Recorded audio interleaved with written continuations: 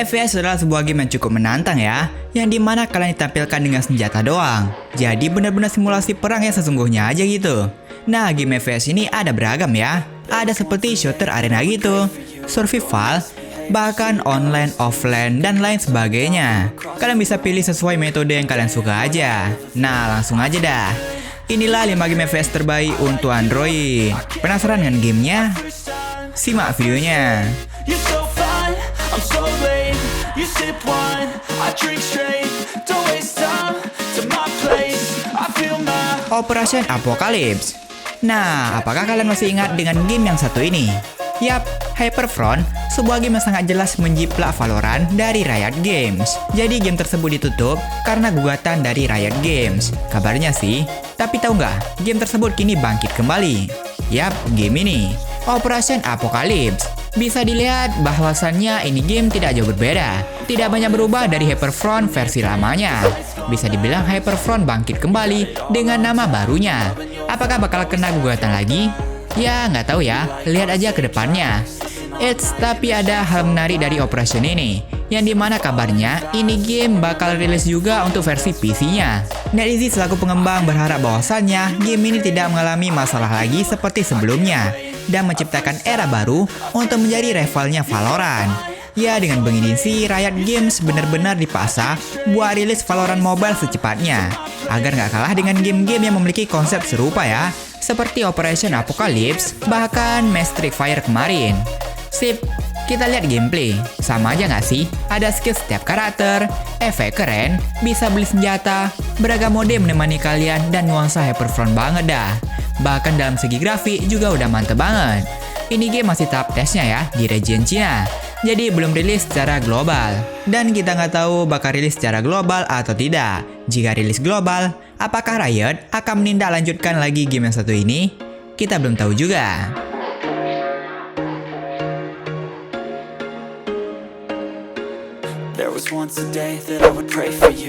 SFG 3. Dulu sih aku pernah juga review game yang satu ini. Kalau nggak salah ketika betanya sih, pas cuma bisa dimainkan di region Rusia, kalau nggak salah.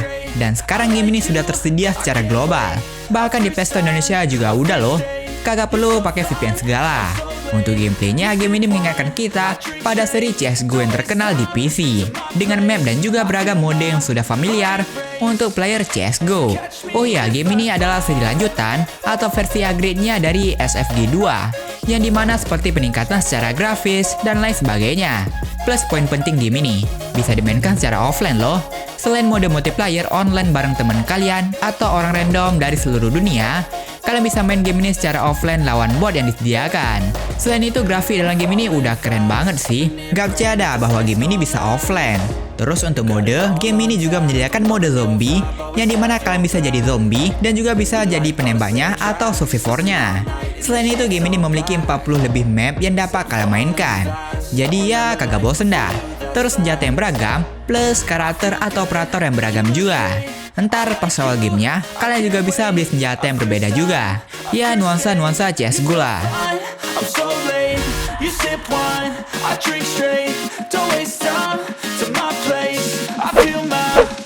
Urban Heat. Dulunya game ini bernama Guns and Gangs, dan sekarang ganti nama menjadi Urban Heat. Urban Heat adalah sebuah game FPS kompetitif yang dimana dapat kalian mainkan bareng teman kalian. Untuk battle-nya sejauh ini masih memiliki mode team deathmatch dengan 5 vs 5. Dalam game ada karakter berbeda, kurang lebih 12 karakter.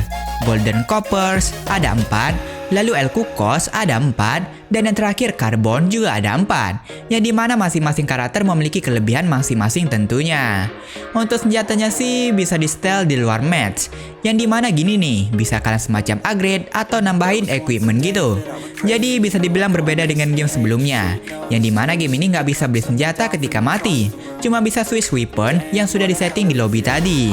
Terus ntar ketika lawan mati, bakal ada seperti item gitu yang respon yang dapat kalian ambil nantinya, yang dimana item-item itu bakal berguna ketika kalian baku tembak sih. Selain itu ntar ada seperti semacam skill gitu di sini. Aku nggak tahu ini skill bakal sama semua sama karakternya atau tidak.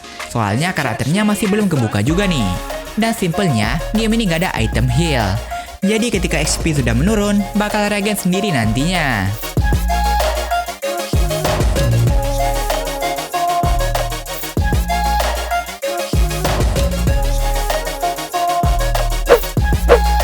Zombie State.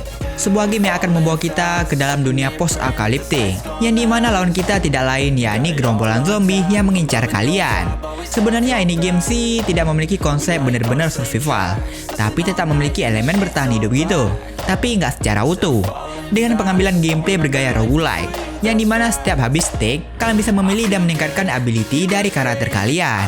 Di dalam game ini ntar bakal ada berbagai level, yang dimana semakin tinggi level, semakin sulit juga tantangannya. Bahkan game ini memiliki beragam zombie, atau zombinya tuh beda-beda coy. Terus ada senjata yang beragam juga ntar. Dalam game kalian bisa ambil atau pakai 3 senjata yang dapat kalian ganti-ganti tentunya. Yang dimana senjata tersebut dari mapnya, lebih tepatnya dari zombie ntar. Nanti bakal ada keluar senjata dari salah satu zombie yang mati, yang dimana kalian bisa tukar dengan senjata tersebut. Selain itu untuk membuat game ini lebih menantang, kalian bakal lawan bosnya juga nanti dong. Terus buat karakter, game ini masih memiliki 2 karakter, ada cewek, ada cowok. Yang dimana karakternya bisa kalian tambahkan equipment juga, plus bisa kalian upgrade juga nantinya. Across the room. Damn, what a hell of a view. I feel good, you look great. I like you, I can't wait. Dan yang terakhir Phantom Blade, sebuah game FPS baru dan bahkan masih baru banget sih. Game ini hadir di perangkat mobile dan juga PC. Di Steam ada juga ini game, yang dimana sama-sama diterbitkan oleh Zong Studio. Untuk segi gameplay, game ini memiliki gameplay deathmatch gitu dengan player 6 versus 6. Ini game shooter arena ya.